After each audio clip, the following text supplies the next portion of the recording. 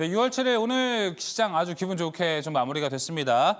코스피는 2,720선을 또 넘어섰습니다. 2,700선은 오랜만에 좀 올라간 모습이고요. 코스닥도 866, 850선을 상회한 이후부터 계속해서 좋은 모습을 보여주고 있습니다.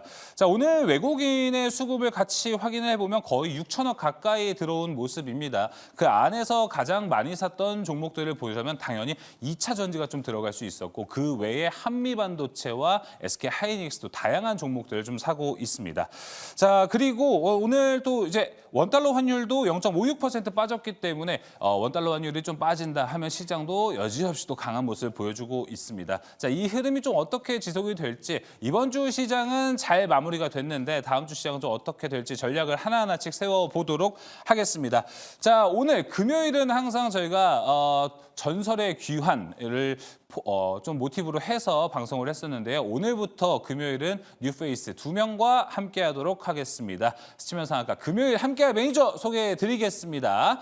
자, 오늘 MBN골드 김태환 매니저, 조선일 매니저, 박춘현 주머니 매니저 나왔습니다. 어서 오십시오. 네, 안녕하세요. 네. 반가운 얼굴, 이제 조선일 매니저님은 항상 매주 볼 때마다 웃으시니까 반가운 얼굴이고, 자, 오늘은 새로운 뉴페이스 두 분이 또 등장을 해서 바로 이야기를 좀 나눠봐야겠죠? 자, 먼저 저한테 좀 가까이 있는 김태환 매니저님한테 여쭤보고 싶습니다. 네. 이제 오늘로써 스치면상한가의 가족이 되셨습니다. 네. 각오와 포부 한번 들어볼까요? 어, 준비되셨겠죠?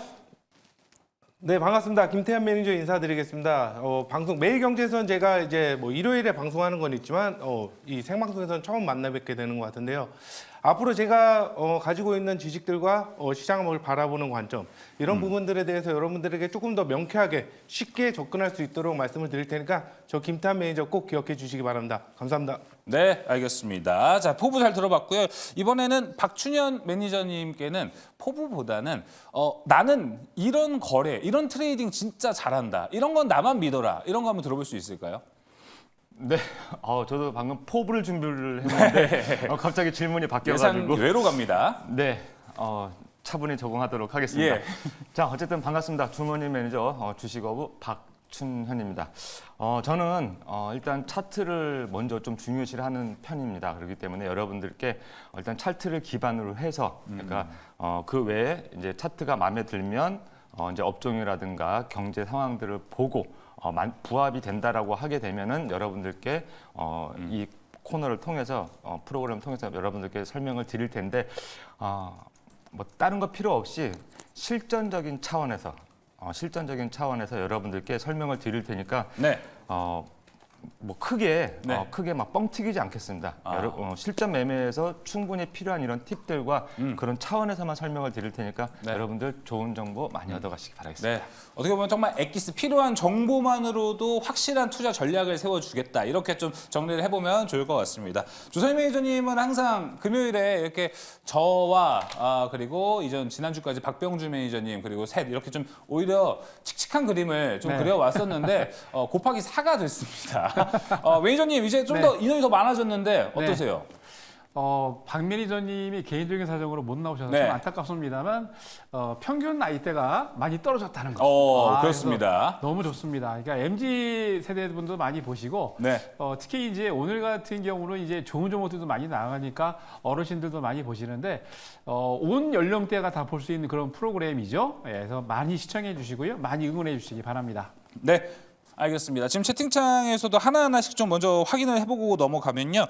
소리님께서도 새로 오신 매니저님들 환영합니다. 조선희 매니저님도 화이팅이요 라고 보내주셨고 한복나라님께서도 뉴페이스 매니저님 축하드립니다 라고 하셨는데 이 두 분 소리님과 한복나라님 모두 제가 봤을 때 채팅창에서 처음 뵙는 분들이기 때문에 뉴페이스 매니저님들이 유입되면서 새로운 또 시청자분들도 유입이 된 것 같습니다.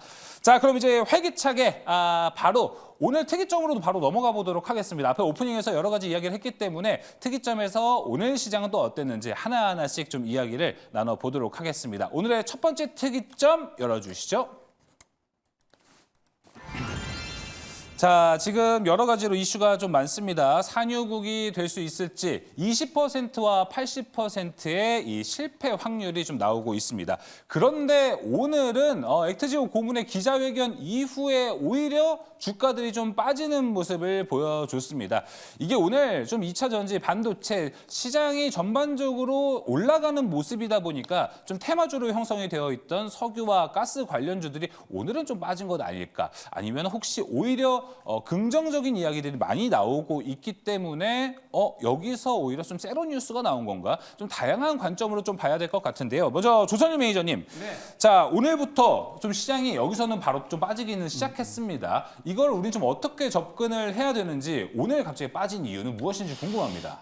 이제 오늘 사실 이제 호재성 발언이 이제 뭐 오늘 오전 10시에 발표를 하면서 나왔기 때문에 세로 뉴스가 된 것 같아요. 근데 걱정 안 하셔도 될 것 같습니다. 보통 이제 그런 질문이 많이 있었던 것 같아요. 갑자기 매장량 추축에 관련된 이슈인데 이걸 대통령이 발표한다? 이게 있는 일이냐라고 하는데 오늘 이쪽 액트지오 고문이 언급을 했죠. 뭐 이전에 이제 오바마 대통령이나 트럼프 대통령도 그리고 이제 조지 부시도 대통령이 직접 매장량 관련해서 뭐 대통령이 발표했다라는 얘기가 있었고요. 그러니까 이게는 이제 이견이 없이 다 전 세계적으로 하고 있는 것 같아요. 근데 기본적으로 오늘 전체적인 내용들을 브리핑한 것들을 보니까 상당히 이제 좋은 이슈들을 많이 얘기했었는데 사실 그 호재가 이미 다 나왔기 때문에 세로 뉴스가 돼가지고 매도를 했습니다만 네. 제가 보기에는 다 끝난 것 같지는 않아요. 그러니까 예전에 보면은 작년 같은 경우에도 초전도체 나올 때 제가 그쵸. 그때는 초전도체는 가짜다 믿으시면 안 된다라고 했는데 그럼에도 불구하고 대장 종목이 뭐 15배 갔죠. 1500% 갔는데 이 종목 같은 경우는 대통령이 직접 언급했을 뿐만이 아니고 정부 정책을 드라이브를 걸고 있기 때문에 오늘 뭐 단기적으로 너무 급등했기 때문에 조정이 나왔다고 보고요. 분명 조정이 끝나고 난 다음에 다시 한번 갈 수 있다라고 보여집니다. 그래서 보유하신 분들 그리고 늦게 들어오셔가지고 물렸던 분들 걱정하지 마시고 충분히 많은 수익을 내고 나올 수 있는 그런 이점이 있다라고 보여지니까 네. 희망을 가지시기 바랍니다. 네, 조선일 매니저님. 근데 이제 이게 20%의 성공, 80%의 실패 확률로 좀 나와 있는데 말씀해 주신 걸 들어보면은 한 번의 기회는 또 올 수 있다라고 좀 저희가 들리는 것 같아요. 그러면 우리는 좀 20% 성공 확률, 여기서 이제 아브레우가 이제 기자회견을 할 때도 20%면 되게 높은 확률이다라고 이야기를 했거든요. 이거 해석을 어떻게 하고 계세요?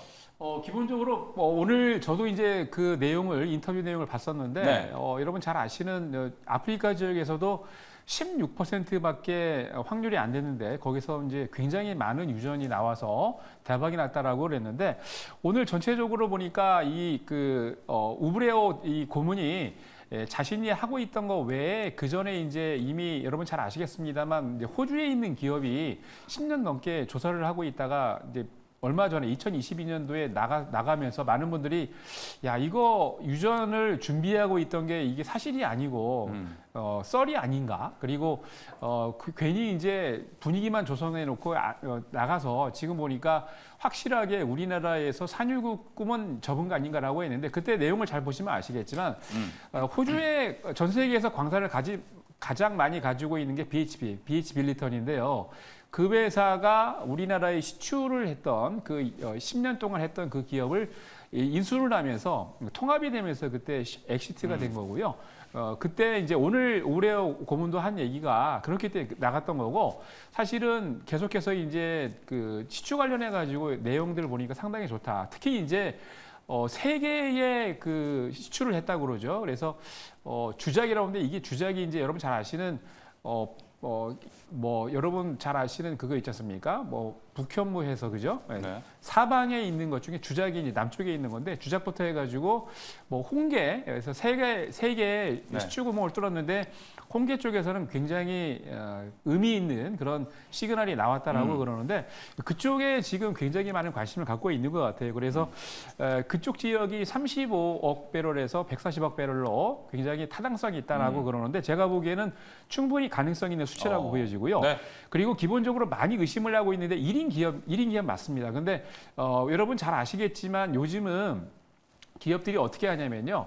자기 기업 내에서 가장 핵심 있는 그런 역량을 가지고 보통 이제 이런 프로젝트를 진행을 할 때 한 기업에서만 하는 게 아니고 네. 전문가들끼리 모여서 프로젝트 진행을 합니다. 그래서 기본적으로 우레오 같은 경우는 여러분 잘 아시는 뭐 대형 예전 정유 기업에서 있었는데 뭐 본부장까지니까 쉽게 얘기해서 이제 기술 부문 쪽에서는 아주 최고위까지 올라갔던 분인데 네. 자기의 역량 플러스 다른 그 전문적인 인력을 갖고 있는 분들과 같이 시너지를 낼 수 있게 프로젝트로 진행을 하고 있기 때문에 제가 보기에는 1인 기업 갖고 따지는 것보다 기술력이 진짜 있느냐 없느냐 갖고 따지는 게 중요할 것 같고요. 네. 제가 보기에는 이게 뭐 11년 정도 걸린다고 합니다만 분명히 올해 한 12월 달에 시추를 분명히 들어갑니다. 한 650억에서 1000억 정도 된다고 그러는데 시추부터 시작을 해서 제가 보기에 타당성이 있기 때문에 그리고 전체적으로 봤을 때는 다 진행이 되는 거 보면은 충분히 그 가스하고 정유가 나올 수 있는 확률이 높을 것 같습니다. 그래서 기대를 갖고 계시고요. 네. 약간 물렸더라도 분명히 말씀드리지만 예. 다시 많은 수익 낼 것 같습니다. 알겠습니다. 조선일 매니저의 이야기를 보면 그동안 좀 사례로 봤을 때 뭐 아프리카와 호주로 좀 봤을 때는 가능성이 있는 수치로 볼 수 있다라고 이야기를 했고 지금 좀 전반적인 여론을 보면 와 우리나라 산유국 되나 너무 좋다라는 것도 있는 반면에 여기 액트지오가 그렇게 믿을 만한 회사인가라고 하면서 의견을 좀 거론하시는 분들도 좀 다양합니다. 그래서 이걸 지금 믿어야 되는 거냐 말아야 되는 거냐 상당히 지금 주식시장을 둘러싸고 있는데 애매한 위치에도 있는 것 같거든요. 근데 우리는 또 이제 증권방송이지 않습니까? 이런 테마, 뭐 아까 이제 화면에도 대왕고래 테마라고 나와 있는데 대왕고래 테마라고 나와 있는 게 시장에서 지금 매력이 있는지 없는지를 같이 판단을 해보면 좋을 것 같습니다. 조세 매니저는 긍정적으로 얘기해 주셨는데 오늘 새롭게 나와주신 두 분, 나는 좀 이 의견에 반대다 해주시는 분은 손 들고 바로 이야기해 주시면 됩니다. 바로 맞습니다. OX는 안 들으셔도 되고요. 바로 손만 들어주셔도 됩니다. 네. 자, 저는 네, 박춘현 매니저님. 네. 그러니까 간단하게 말씀드리면 주식은 주식 매매라는 거는 이제 성향 차이라고 보여집니다.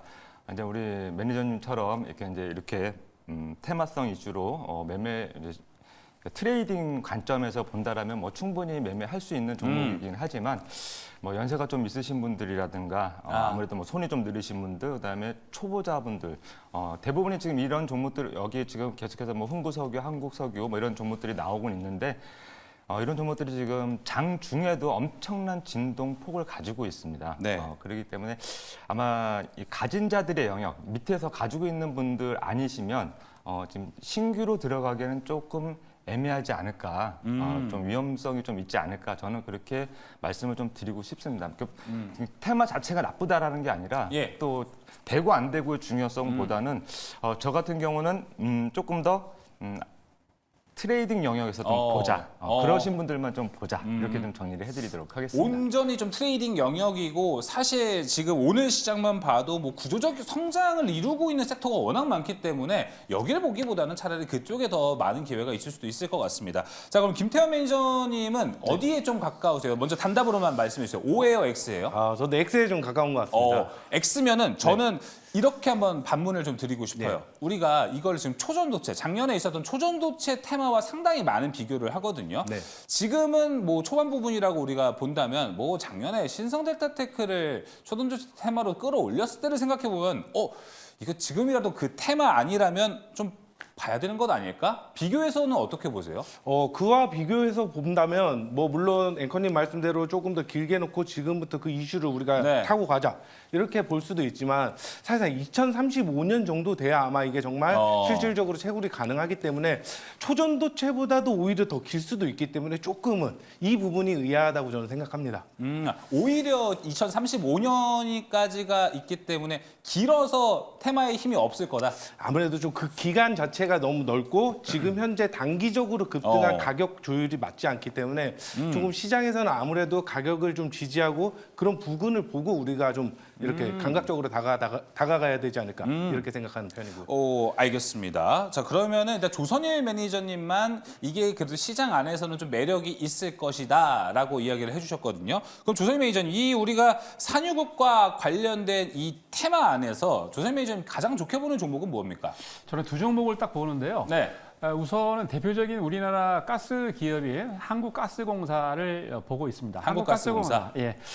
관련 종목 중에서는 시가총액이 가장 크고요. 오늘 종가로 3조 5천억인데 기본적으로 이제 MSCI 편입도 관련이 돼 있고 편입이 된다면 패시브 자금까지 들어오기 때문에 거기에 대한 수혜를 받는다라고 보시면 될 것 같고 사실 기본적으로 이제 이 테마 이슈가 나오면서 가장 빠르게 올라갔던 종목이 또 이제 철강. 그러니까 나중에 가스라인 파이프를 연결해야 되기 때문에 관련 종목으로 동양철관이 급등을 했다가 오늘 조정을 했는데 많이 조정을 했습니다. 저 정도. 근데 제가 보기에 한국가스공사하고 동양철관 같은 경우는 끝나지가 않은 것 같아요. 그래서 조정이 일정 부분 좀 들어왔을 때 관심을 가지고 있다. 빠르게 여러분 진입하지 마시고요. 한 1주 내지 2주 정도 분할 매수하겠다는 관점으로 들어가신다면 제가 보기 좋을 것 같고요. 예전에 여러분들 MB 때도 자전거 테마 그게 자전거 실적이 2년 3년 지나서 엄청 나올 때 그때 올라간 게 아니고 그 전에 자전거 대통령이 자전거 타고 지나갈 때 여러분 아시겠습니다. 20, 30배 올라갔고요. 나중에 이제 박근혜 정부 때도 이제 그런 이슈가 있었습니다. 대통령이 얘기하고 난 다음에 많이 올라갔는데 저는 이번 테마라고 할 수도 있긴 한데 이번 이슈가 제가 보기에 사전에 나중에 10년 뒤에 나와서 실적 나올 때보다 지금 이슈 돼가지고 조정을 하고 난 다음에 더 강하게 갈 것 같습니다. 알겠습니다. 조정 후에 좀 접근해보는 것. 한국가스공사와 동양철강 이야기를 해주셨습니다. 근데 조선희 매니저님 보면은 석유 쪽은 매력이 좀 없나요? 석유는 지금 뭐 시추 관련해가지고 네. 오늘 상한가는 종목이 하나 있었죠. 네, PNT라고 하나 있었는데, PNT 말고 이제 PNT는 아니죠? 예, PNT는 아니죠. 제가 헷갈렸는데 오늘 이제 그 시추 관련해 가지고 회사 종목이 하나 올라갔는데 사실 석유 쪽은 좀 그런 것 같아요. 왜냐하면 오늘 뭐 흥구석유나 관련 종목들이 급등했다 좀 조정이 들어왔습니다만 전체적으로 봤을 때 석유 쪽보다는 가스 쪽이 좀 많이 영향력이 있을 것 같습니다. 그래서 저는 석유 쪽보다는 가스 쪽에 포커스를 맞춰서 여러분들이 접근하시는 게 좋지 않겠나라고 싶어요. 왜냐하면 이 발표할 때도 매장량, 석유 매장량하고 가스 매장량을 발표를 할 때도 보면은 거의 한 1대 10 정도 차이가 나기 때문에 가스가 더 많이 매장돼 있다. 그리고 사용 기간도 거의 이제 한 10배 이상 정도 차이 나기 때문에 그렇게 보신다면 제가 보기에 석유 쪽보다는 가스 쪽이 더 여러분들에게 도움이 많이 될 것 같습니다. 알겠습니다. 그럼 나머지 이제 박준현 매니저님, 김태현 매니저님 같은 경우에는 여기서 내가 그렇게 선호하는 섹터 그리고 선호하는 테마는 아니지만 이 종목은 그래도 한번 봐볼만 하다 생각하시는 게 있으시면 말씀을 해주셔도 좋고요. 없으시면 다음 특이점으로 한번 넘어가 보도록 하겠습니다. 없으신 걸로? 네. 알겠습니다. 없으신 걸로 확인하고요. 자, 그럼 이제 두 번째 특이점으로 바로 넘어가 보도록 하겠습니다. 오늘 두 번째 특이점 열어주시죠. 자, 2차 전지 이야기를 좀 해보도록 하겠습니다. 이번 주 특이점에서 지금 3일 연속으로 2차 전지 이야기를 하고 있습니다. 아무래도 화요일 때는 저점에서 올라가는 거겠죠. 하고 수요일에는 근데 이제 금리 인하를 한다면 2차 전지 말고 좀 더 매력적인 섹터가 있지 않을까요? 라고 이야기를 하다가 오늘 에코프로 머티 상한가 같고요. 에코프로 관련주들이 모두 좋은 모습, 2차 전지 섹터 전반적으로 아주 좋은 모습을 보여주면서 2차 전지가 진짜 반등할 때가 됐나 보구나. 이제는 조금 생각을 달리 가지고 투자 포인트를 좀 잡아가야겠구나라고 좀 생각이 듭니다. 자, 그래서 박준현 매니저님께 먼저 한번 여쭤보도록 하겠습니다. 네. 2차 전지가 이번 주부터 갑자기 이렇게 엄청 좋게 움직이고 있거든요. 네. 어떤 이유에서 움직이는 거라고 보세요, 지금? 일단 2차 전지 같은 경우는 네. 상당히 지금 조정을 많이 받았습니다. 그쵸. 특히 대형주 위주로 본다면은 조정을 한 1년 이상 조정을 많이 받았고 최근에 지금 광물 가격 자체가 또 많이 떨어졌습니다. 많이 떨어졌는데 최근에 좀 바닥을 찍었다라는 어떤 그런 기대감, 또 실질적으로 그런 수치가 좀 나오고 있고요. 그렇기 때문에 아마 지금 대형주 위주로 일단 투자 심리가 좀 살아나면서 우리 2차 전지 섹터들 좀 살아나는 것 같고요. 또 마지막으로 하나만 좀 조금 더 첨언을 하자면 일단 관세 그렇죠. 오늘 관세 이야기가 좀 있었죠. 네, 미국이 지금 대중국 관련해서 지금 7.5%에서 25%까지 관세를 올린다라는 이야기. 또 그다음에 유럽 쪽도 지금 관세를 매긴다라는 유럽도 중국에게 관세를 매긴다라는 이야기가 나오면서 투자 심리가 많이 좀 개선이 된 것 같아요. 근데 뭐 이런저런 이유를 다 넣어서 봐도 일단은 그러니까 주식 격언에 보면은요, 많이 떨어진 것만큼 호재는 없다 이런 그렇죠. 이야기도 있습니다. 네. 근데 차트들을 이따가 한 번씩 여러분들도 한번 찾아보시고 제가 기회 되면 한번 보여드릴 테지만 네. 많이 떨어져 있습니다. 거의 뭐 바닥에서 그렇죠. 아무리 못해도 지금 기술적 반등이라도 나와야 되지 않냐. 뭐 이런 어떤 관점들이 있기 때문에 혹시라도 지금 뭐 이제 대형주들 특히 업종 대표주, 그러니까 전기차 대표주들 같은 종목들도 보시면 여러분들이 이제는 이제 고생 끝나고 좀 평균 매수 단가 좀 낮출 수 있는 그런 기대들이 좀 오지 않을까 이렇게 좀 정리를 해보도록 하겠습니다. 알겠습니다. 이제 조선희 매니저님 손을 좀 들어주셨는데 네. 동의하는 내용입니까? 반대하는 내용입니까? 저도 찬성이 아시잖아요. 찬성이면 조금만 이따가 네. 들어보도록 하겠습니다. 왜냐하면 반대일 것 반대 같아서 의견? 혹시나 네. 먼저 들어본 건데 그럼 박철현 매니저님 그럼 지금 추세적인 상승을 기대해도 되는 타이밍이 맞다고 보시는 거죠? 네, 일단은 그렇게 말씀드릴 수 있고요. 예. 거기에 이제 광물 같은 경우는 이제 2차 전지 배터리 회사들 특히 이제 소재 쪽 같은 경우는요. 그러니까 매출 구조를 조금 한번 살펴봐야 되는데 네. 좀 간단하게 말씀을 드리겠습니다. 그러니까 지금 광물 가격이 많이 떨어져가지고 바닥에 있습니다. 네. 지금 이제 2차 전지 업체들이 그 광물을 지금 사거든요. 네. 그럼 뭐 예를 들면 10,000원이다, 아. 뭐 톤당 10,000원이다 치면 지금은 삽니다. 그러면 이 2차 전지 업체들이 이거를 사가지고 지금 10,000원에 사가지고 뭐 10,000원에 파는 게 아니라 앞으로 뭐 5개월 후에, 6개월 후에, 1년 후에 팔 수도 있지 않겠습니까? 그렇죠. 이제 그것 때문에 LNF가 얼마 전에 좀 안 좋았죠. 실적이. 네. 근데 2차 전지 업체들은 이거를 사는 시점이 아니라 파는 시점에 가격이 결정이 된다라고 합니다. 예. 그러면 예를 들어 지금 이제 광물 가격이 10,000원, 톤당 10,000원이면은 얘네들이 이제 올라간다. 2만 원이 됐다. 그러면 파는 시점에서 2만 원이 되면은 10,000원 기준으로 파는 것이 아니라 그쵸. 2만 원 기준으로 배터리를 팔기 그쵸, 때문에 그쵸. 그만큼 수익성이 좋아질 수 있다. 뭐 이렇게 지금 생각을 해본다라면 아무래도 지금 기대감 자체가 그동안 이제 2차 전기차들 너무 많이 뭐 잘 팔리지도 않고 뭐 이런 맞아요. 이야기들 많이 나왔었는데 지금 최근에 뭐 테슬라도 전기차 많이 판다는 소식이 나왔고 나왔고 지금 수출 쪽도 지금 나쁘지 않고 뭐 이런 이야기들 때문에 투자 심리 자체가 업황 개선 자체가 확실하게 실적을 바탕으로 해서 맞아요. 올라오지 않았나 투자 심리가 저는 이렇게 보고 있기 때문에 2차 전지 쪽은 앞으로 향후 여러분들이 24년 내내 좀 지켜봐야 되고 하나만 딱 더 말씀드릴게요. 좋습니다. 그리고 우리가 자동차를 살 때 보면 네. 현금 주고 사는 사람이 거의 없잖아요. 특히나 전기차는 보조금을 많이 받아야 살까 말까 하죠. 네, 그리고 그런 것도 있고 보조금 부분도 있고 어쨌든 나머지는 활부로 사야 됩니다. 예.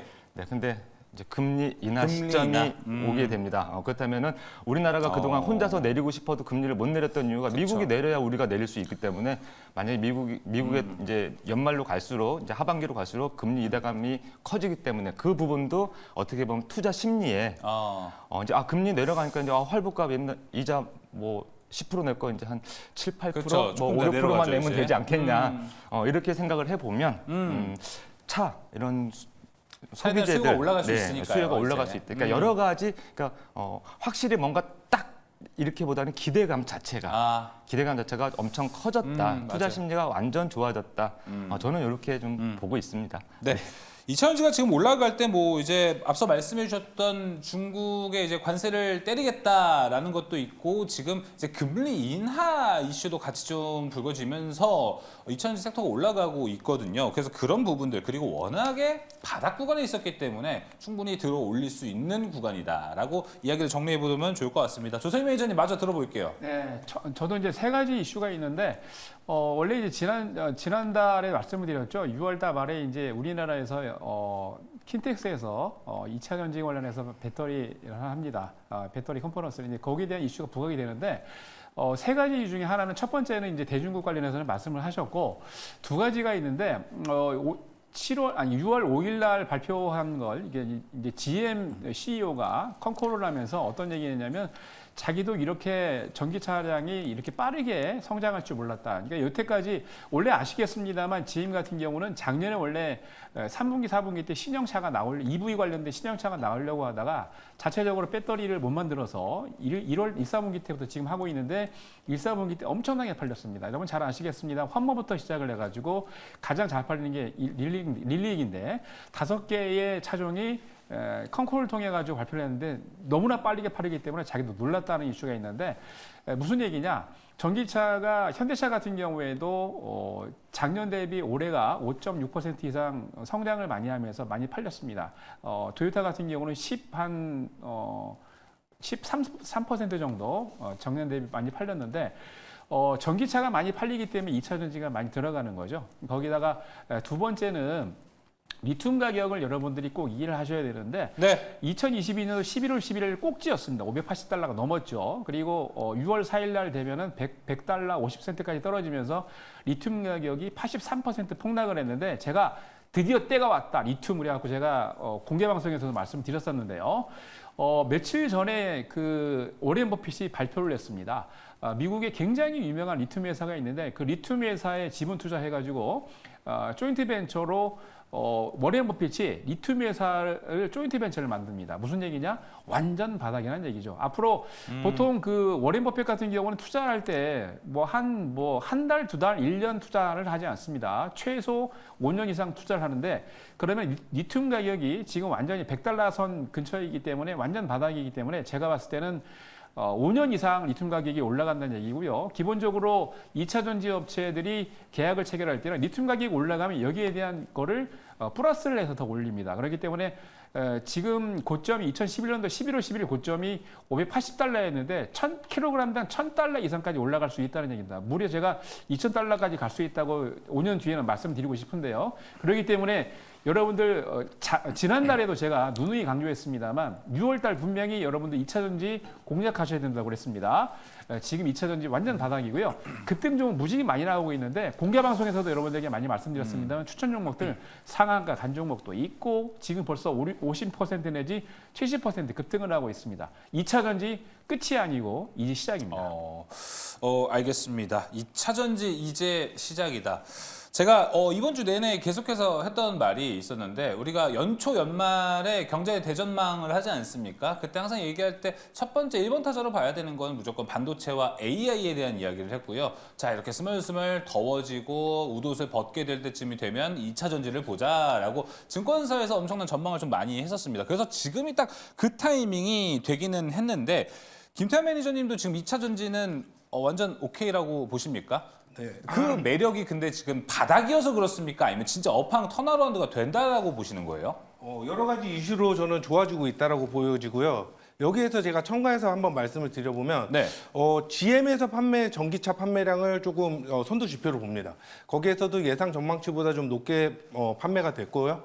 그리고 얼마 전에 있었던 이슈인데 사실 도요타에서 인증 조작 사건이 있었죠. 그런데 저는 이 부분이 상당히 중요한 부분이라고 봅니다. 네. 아무래도 세계 1위 업체인 도요타에서 그런 문제가 있었다라는 거는 국내 완성차 기아에서도 이제 앞으로 EV3가 나오면서 획기적인 상품이 좀 될 거라고 전망하는데 앞으로 전반기에만 전체적으로 30여 종 정도 그러니까 4종이 더 추가가 됐어요. 전기차 라인업. 네. 전체적으로 그렇게 많이 나온다라는 거는 어느 정도 밸류 체인이 일어나고 산업이 전기차 쪽으로 넘어가고 있다. 거기다가 수요가 조금 더 증가된다라면 그에 따른 광물 가격은 당연히 상승을 하게 되겠고 그에 따른 판매량에 따라 2차 전지 업종 우리나라 회사들은 특히 국내 완성차 업체, 현대차나 기아에 납품을 많이 하고 있기 때문에 이에 관련돼서 실적 전망도 상당히 긍정적으로 그려지고 있다. 이렇게 생각합니다.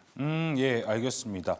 자, 그러면은 한 가지만 더 김태환 매니저님 여쭤보자면은 지금 2차 전지가 확실한 상승에 대한 뭔가 전망이라든지 움직임이라든지 뭔가 투자자들에게 증명을 하기 위해서는 사실 저는 바로 실적이라고 생각합니다. 네. 그동안은 기대감으로만 올라갔었는데 지금은 이제 실적이 반등이 될 수 있는지 왜냐하면 작년 이제 4분기부터 저 LG 에너지 솔루션, 에코프로비엠 모두 저조한 실적이 나오면서 그때부터 주가 하락이 엄청 가파르게 나왔는데 지금은 이제 실적이 증명이 되는 타이밍이 됐습니까? 아무래도 주가라는 건 진짜 기대감에 먼저 올라가게 되지만 그 뒤에 펀더멘탈적으로 받쳐줘야 그 주가의 가격을 지탱하고 또 다른 전망에 상승을 하게 됩니다. 그런데 제가 몇몇 2차 전지 종목을 봤는데 벌써 수주 소식이 들려오고 있어요. 제가 오늘 말씀드릴 종목인데 앵커님이 말씀드려서 말씀을 드려보면 네. 무려 344억을 리튬 메탈 전지 제조 라인 공급 계약을 체결한 상태예요. 이런 식으로 점점 더 매출이 증가한다라면 당연히 실적이 받쳐주고 그에 따른 주가는 레벨업이 될 수 있다. 이렇게 생각할 수 있습니다. 그렇다면 종목 바이 종목으로 봐야겠네요. 아무래도 개별 종목 장세가 조금은 더 그려질 것 같아요. 예. 그러니까 2차 전지라고 다 좋아지는 것보다는 개별 종목으로 조금 더 이슈를 부각해서 봐야 되지 않을까.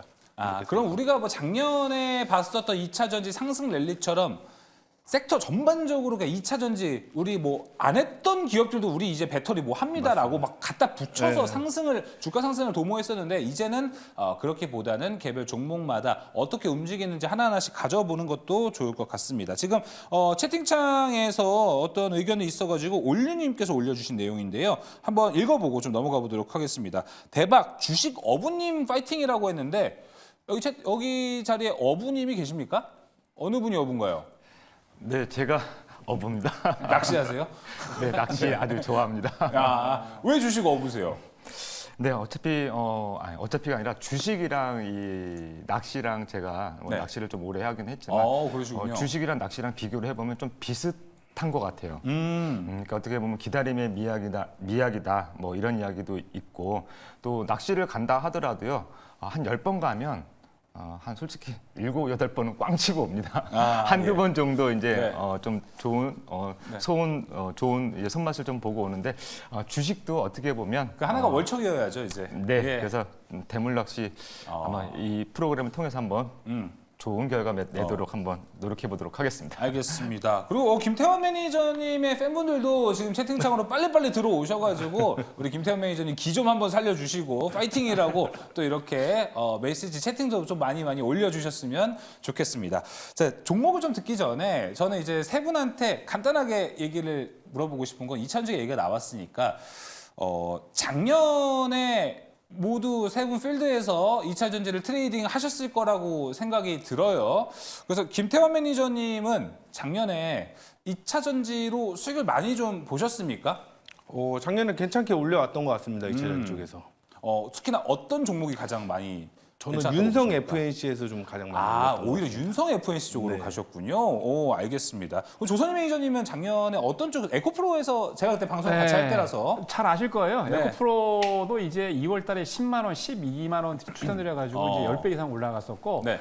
11월 달에 장이 안 좋을 때 많은 분들이 막 안 좋다고 막 하셨는데 그때 여러분 잘 아시겠습니다. 에코프로 머티 추천드려가지고 400%, 엔캠도 추천드리고 500% 수익을 났는데 그리고 사실 이제 아까 햇살님 유튜브에 차팅 하는 거 창에 보시니까 뭐 2차 전지 관련해서 지난주까지 얘기 없었다라고 하는데 아닙니다. 우리 여자 앵커님이 5월 둘째 주인가요? 그때 에코프로 얘기하면서 편입해야 되나 말아야 되나 할 때 저는 에코프로 편입해야 된다 그때 말씀을 드렸었는데 이미 했었습니다. 5월 달에. 네. 그러면서 얘기를 했는데 전반적으로 잘 아시겠지만 보시는 분들은 아시겠지만은 2차 전지에 대해서 굉장히 저는 진심입니다.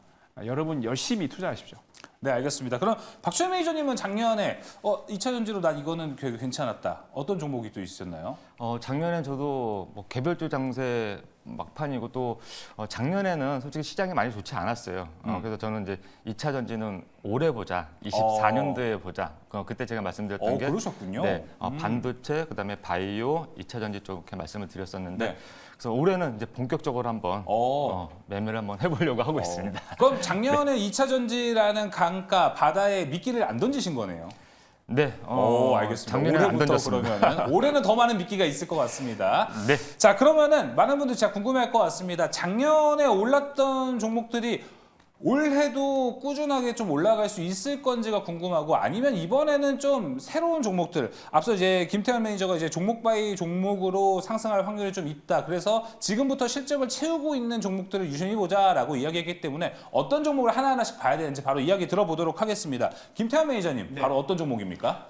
제가 말씀드리고 싶은 종목은 탑 머티리얼이라는 종목입니다. 탑머티리얼즈. 최근에 근데 주가가 한번 그렇게 크게 내려가지 않았었나요? 급락은 아니었고요. 예. 완만한 가격 조정 정도였다라고 생각합니다. 그렇다면 탑머티리얼즈가 그래도 좀 유력하다라고 보는 건 아까 말씀해 주셨던 실적 부분이신 거죠? 그렇죠. 이제 수주 잔고가 늘어났기 때문에 그에 따른 계약 실적이 점점 입금이 될 겁니다. 그러고 나서 또 하나 살펴볼 수 있는 부분은 네. 이 회사가 자사주를 체결했어요. 네. 그래서 한 40억 정도 되는 규모. 그렇게 높지 않은 규모이긴 한데 그래도 한 11월까지는 지속해서 회사에서 자사주 매입에 들어갈 겁니다. 그렇기 때문에 주가가 바닥을 다지면서 턴어라운드 할 수 있는 조건이 괜찮게 갖추고 있다. 이렇게 저는 보여집니다. 네, 자사주 매입까지 또 가지고 있는 탑머티리얼이었습니다. 김태현 매니저의 종목이었고요. 이어서 조선 매니저님의 종목은요? 저는 에코프로 관련주들 다 좋다고 생각을 합니다. 오늘 이제 갖고 나온 종목들도 이따가 말씀드릴 거고요. 네. 사실 이제 에코프로 머티리얼 같은 경우에 작년에 여러분 추천드려가지고 400% 수익을 드렸는데 사실 6월 5일이죠. 추진 전날 저 공약을 VIP 회원들 VIP 회원님들 9만 원, 9만 5천 원 해서 오늘 상한가를 먹었습니다. 거의 30%, 40% 수익이 났는데 이틀 하루 만에요. 기본적으로 에코프로 관련 종목들은 대규모 공시가 수주 공시가 좀 있으면 나올 겁니다. 머티 같은 경우는 제 생각에는 아마 테슬라일 것 같고요. 에코프로 같은 경우에도 대규모 수주 공시가 좀 있으면 나올 건데 전체적으로 봤을 때 수주 공시가 있으면서 실적이 좋은 종목들 보시면 좋을 것 같습니다. 알겠습니다. 에코프로와 실적이 좀 좋은 종목들을 보자라고 얘기해 주셨고요. 박준현 매니저님은요? 네.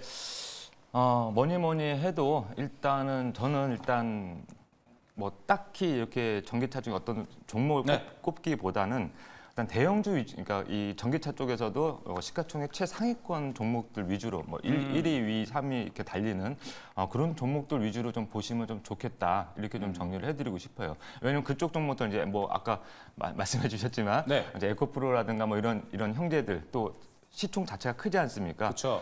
그리고 전반적으로 지금 투자 심리가 개선이 되고 있고 분명히 지금 5월 달이긴 하지만 또 다음 주에 금리 저는 동결될 것 같아요. 근데 어쨌든 지금 금리 인하 시점이 되면은 전반적으로 어떻게 되냐? 이게 대형주들, 그러니까 업종 대표주들이 좀 많이 올라갈 것 같아요. 반도체도 마찬가지고 바이오도 마찬가지고. 그래서 그렇기 때문에 지금은 종목을 조금 가벼운 종목들보다는 만약에 여러분들 조금 모아가신다라고 생각을 한다면은 좀 대형주 위주로 이렇게 좀 여러분들이 좀 보시면 좋지 않을까. 뭐 첨보라든가 네. 여러 가지 코스피 코스닥의 업종 대표주도 있지 않습니까? 네. 전기차 그쪽 위주로 한번 좀 정리를 하도록 하겠습니다. 알겠습니다. 또 어떤 종목을 딱 집기보다는 오히려 시총이 작기보다는 좀 그나마 이제 든든한 종목들, 시총이 큰 든든한 종목들로 같이 보자라고 이야기를 했습니다. 전반적으로 제가 들어봤을 때는 그래도 작년과 투자 포인트가 달라지지 않았다. 왜냐면은 시총이 큰 것, 그리고 조선희 매니저님이 이야기해 주신 것, 김태현 매니저님이 이야기해 준 것 다 보면은 어찌됐든 소재로 귀결이 되고 있다라고 좀 생각이 지금 듭니다. 올해도 그러면은 아무래도 김태현 매니저님이 봐도 소재가 더 강할 거라고 보십니까? 왜냐하면 최근에 장비에서 조금 좋은 소식이 많이 나와서요. 그렇죠. 근데 장비 소재, 순환매 형식을 좀 보이는 것 같습니다. 네. 그래서 딱히 어디가 좋다라고 찍기보다는 네. 소재 다음 장비였다라면 다시 순환매 형식으로 저는 소재 쪽을 조금 더 높게 보는 그런 상황입니다. 알겠습니다. 그럼 한 가지만 더 추천을 좀 이야기를 좀 질문을 드려보도록 하겠습니다. 엔캠은 어떻게 해야 됩니까? 지금 2차 전지 내에서 엔캠을 2차 전지가 상승하는 섹터에 합류할 수 있을 거라고 보십니까? 아니면 최근에 MSCI 때문에 여기가 과하게 올라가서 오히려 2차 전지가 쉴 때 여기가 패시브 자금이 들어오면서 오히려 강하게 움직였었거든요.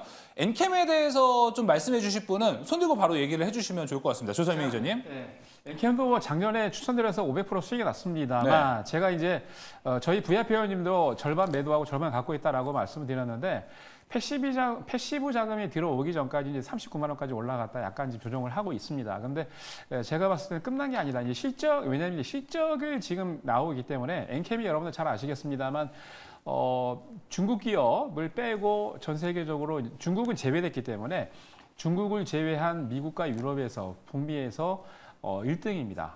글로벌에서 1등이라고 보시면 되고요. 앞으로 엔캠 같은 경우는 실적이 이제 그 계약 체결이 계속 될 겁니다. 그리고 실적이 다른 기업들도 그렇겠지만은 FOEC에서 관련해 가지고 가장 수혜를 받는 기업이기 때문에 지금은 뭐 이게 기대감으로 올라갔습니다만 네. 조금 있으면 실적이 나올 거고요. 제가 봤을 때 우리 VIP 회원님들 갖고 있으라고 말씀드리고 공개 방송에서 계속 말씀드리는 요지는 실적이 이제 뒷받침이 됩니다. 그래서 다른 기업들보다도 실적과 영업이익이 훨씬 뛰어날 거고요. 그리고 엔캠 CEO가 얼마 전에 발표를 했습니다. 보통 이제 100만 톤 이상 준비를 하고 있다가 2배로 200만 톤 이상을 실적을 낼 것이라고 예상을 하면서 미국과 중국에도 심지어 공장이 2개, 3개 있습니다. 그래서 공장을 계속 늘리고 있는 이유가 현재 예상했던, 그러니까 작년에 예상했던 매출보다 이제 올해 예상했던 매출이 더 늘고 있기 때문에 그러니까 작년 매출 대비 2배 이상을 더 업사이드를 올렸습니다. 그렇기 때문에 제가 봤을 때는 앞으로 엔캠은 처음에는 FEC 관련해 가지고 수혜 기업으로 부각이 되면서 급등을 했고 아까 말씀드린 전에 1등이기 때문에 그 반사이익을 받았는데 앞으로는 실적이 동반되면서 제가 보기에 분명히 올라갑니다. 그래서 제가 보기에 지금 가격은 제 개인적인 생각으로 싸다고 생각을 합니다. 매니저님, 근데 엔캠이 그럼 지금 말씀해 주신 걸 전반적으로 들어보면은 엔캠의 주된 매출은 중국에서 나온다고 봐야 되나요? 아니죠. 중국에서도 지금 나오고 있습니다만 북미 지역하고 유럽 지역은 나옵니다. 유럽 같은 경우에도 지금 공장이 2군데, 3군데 지금 있죠. 그래서 미국 같은 경우에도 지금 실질적으로 미국 자체 내에서도 기본적으로 작년에 예상했던 것 대비 올해, 그러니까 금년하고 내년 매출이 2배 이상 늘 걸로 예상을 하고 있기 때문에 네. 그거를 CEO가 얼마 전에 한 2, 3주 전인가요? 발표를 했습니다. 그거를. 그래서 공장 증설을 하면서 실질적으로 예상 매출 대비 더 잡고 있다라고 얘기를 했기 때문에 중국뿐만이 아니고 중국 내에서도 여러분 아시겠습니다만 엔캠이 원래는 중국 기업 3개에 밀려가고 4위였는데 네. 중국 기업 하나를 따라잡아서 3위까지 작년에 올라갔습니다. 중국 내에서도 인정을 받고 있다라고 보여지고요. 미국이나 유럽 같은 지역에서는 당연히 1등이기 때문에 앞으로 매출 규모가 말씀드린 대로 중국 제외하고도 유럽과 북미 지역에서도 매출이 2배 이상 납니다. 그러면은 실적이 동반되기 때문에 지금 약간 조정해서 거의 고점 대비 10만 원 빠졌습니다만 걱정하지 마십시오. 예. 다시 실적이 나오면서 올라갑니다. 알겠습니다.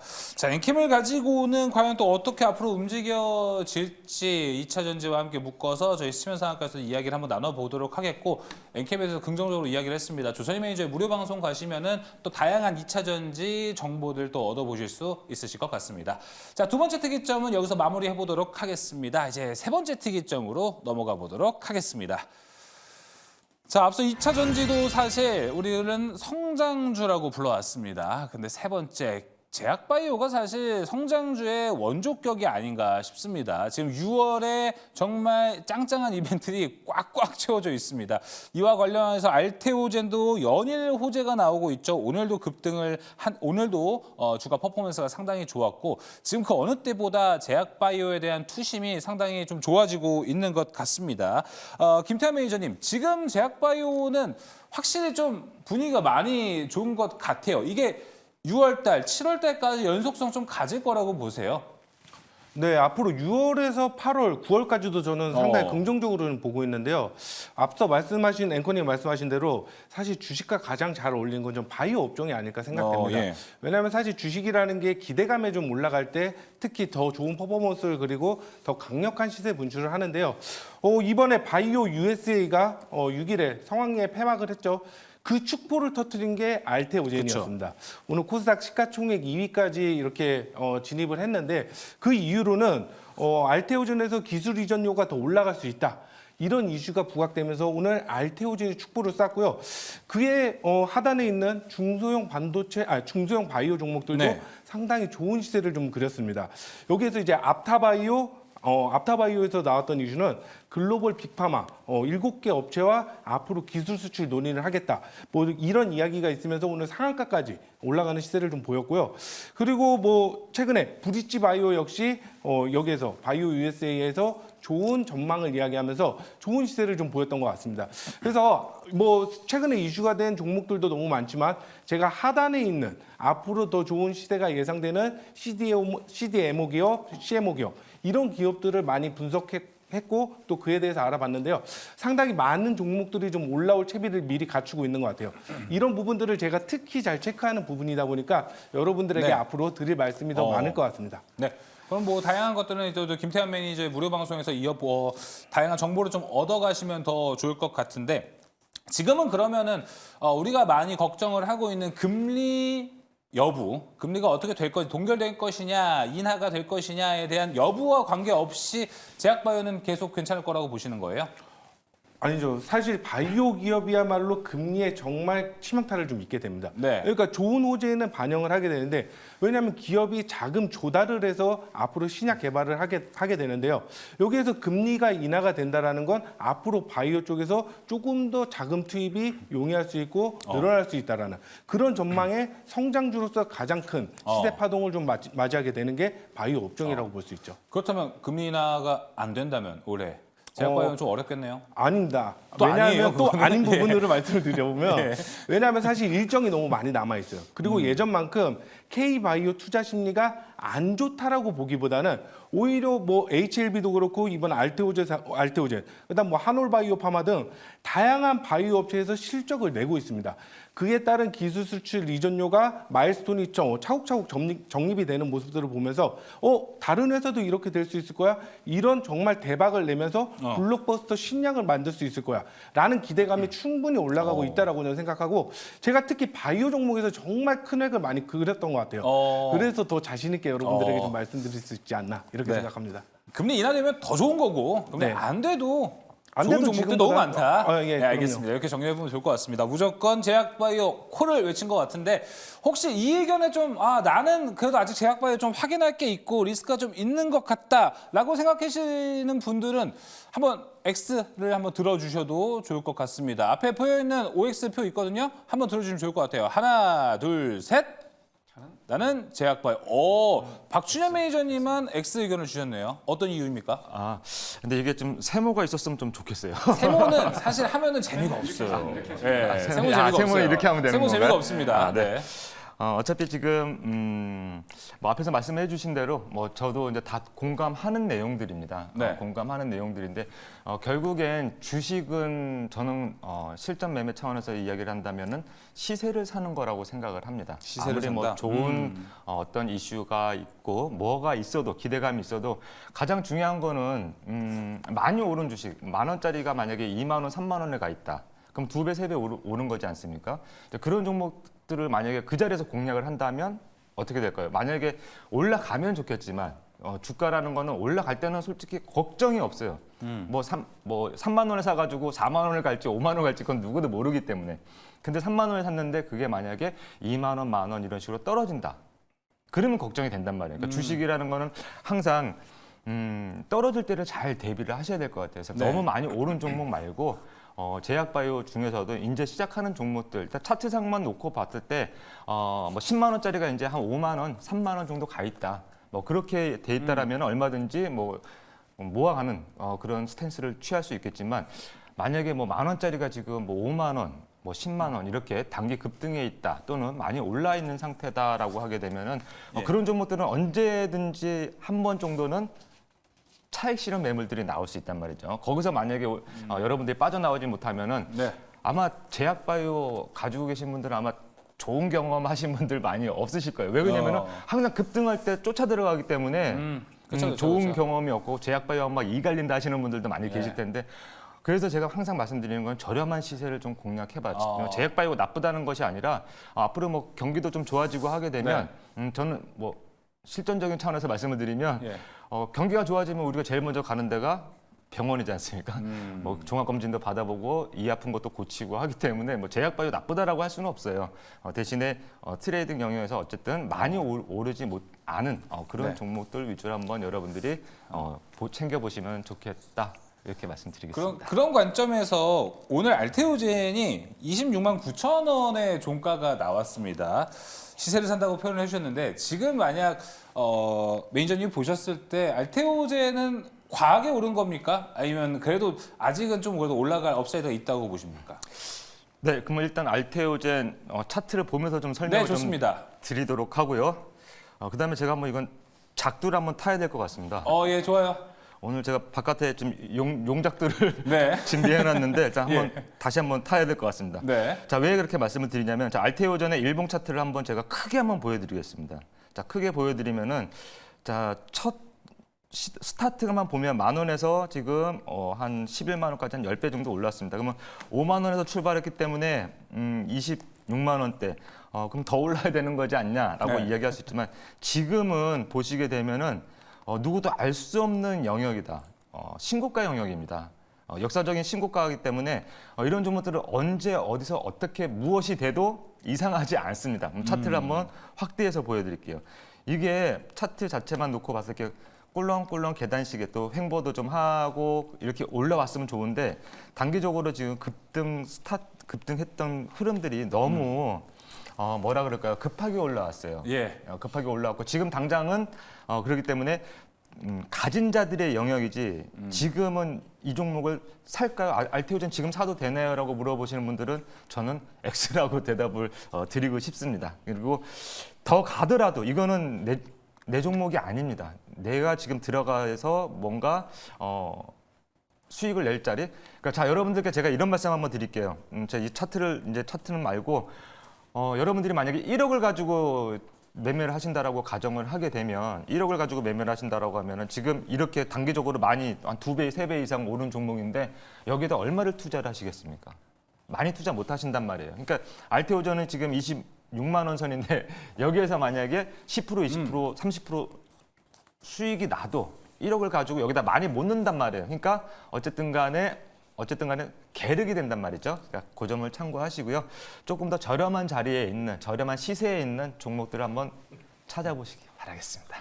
예, 알겠습니다. 자, 그럼 조선희 매니저님, 아까 올해를 들어주셨는데 지금 제약바이오는 좀 우리가 섹터로 구분을 해본다면은 어디로 보는 게 좀 좋을까요? 비만 치료제도 있고 ADC, 뭐 플랫폼, 줄기세포, CDM 오늘 좀 다양하게 이제 섹터가 넓어지고 있는 것 같아요. 어디가 가장 좋다고 보세요? 다 좋을 것 같아요.